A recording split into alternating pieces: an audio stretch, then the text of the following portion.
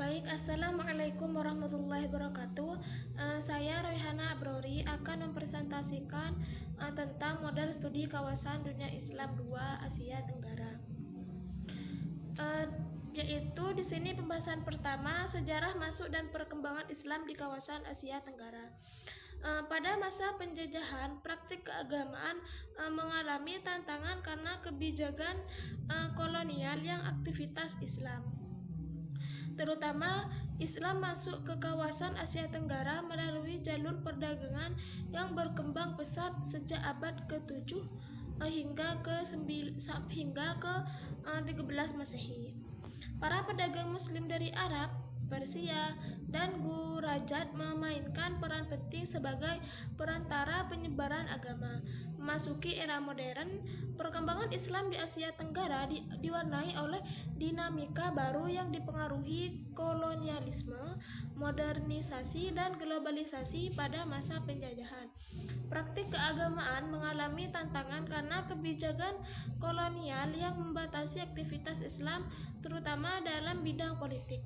Namun Islam di sini justru berkembang sebagai kekuatan sosial yang mempersatukan masyarakat dalam gerakan perlawanan terhadap kolonialisme, terutama di Indonesia dan di Malai.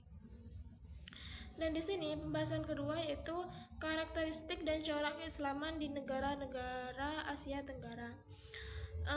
Kawasan Asia Tenggara dikenal memiliki karakteristik keislaman yang unik dan berendah dari kawasan-kawasan dunia Islam lainnya.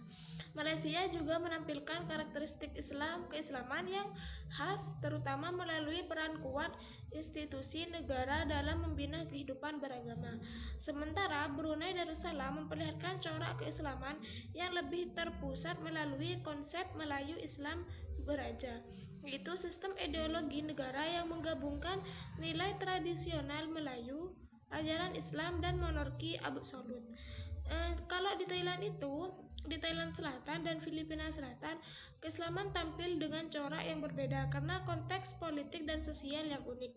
Sedangkan Singapura sebagai kota dengan sistem pemerintahan modern dan pluralistik memiliki karakter keislaman yang sangat dipengaruhi oleh kebijakan multikultural agama. Dan di sini secara keseluruhan karakteristik keislaman di Asia Tenggara menunjukkan keberagaman namun tetap terikat dengan ciri umum, yaitu moderatisme, akulturasi budaya, dan kemampuan adaptasi terhadap lingkungan sosial politik yang berbeda. Di sini kesimpulannya yaitu kajian mengenai perkembangan Islam di Asia Tenggara menunjukkan bahwa kawasan ini memiliki keragaman corak keislaman yang terbentuk melalui proses sejarah panjang, interaksi budaya, dinamika politik, serta pengaruh global. Islam masuk ke wilayah ini melalui jalur perdagangan secara damai, kemudian berkembang melalui dukungan kerjaan-kerjaan lokal, lembaga pendidikan, serta peran ulama yang menanamkan nilai-nilai spiritual dan sosial. Mungkin hanya ini dari saya, kurang lebihnya mohon maaf. Assalamualaikum warahmatullahi wabarakatuh.